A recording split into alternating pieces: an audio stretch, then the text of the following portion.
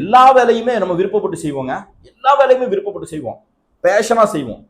இந்த குப்பை அழுறது, இந்த மலம் அழுறது, இந்த பாத்ரூம் கழுவுறது, இதை யாராவது விருப்பப்பட்டு செய்வாங்களா? விருப்பப்பட்டு செய்வாங்களா? 2000 பேரும் விருப்பப்பட்டாங்க செய்யறாங்க இந்த வேலைய.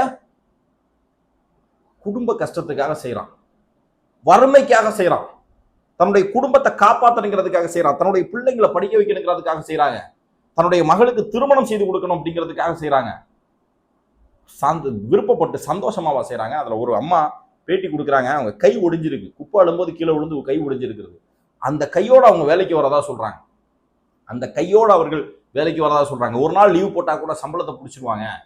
அது அப்படி பிடிச்சிட்டாங்கன்னா என்னால என் குடும்பத்தை நடத்த முடியாதுன்னு சொல்லி அந்த கஷ்டத்துக்கு வேலைக்கு வராங்க. பல பேர் பேசும்போது கணவன்ல ஒரு பெண்ணாக குடும்பத்தை நடத்திட்டு வராங்க.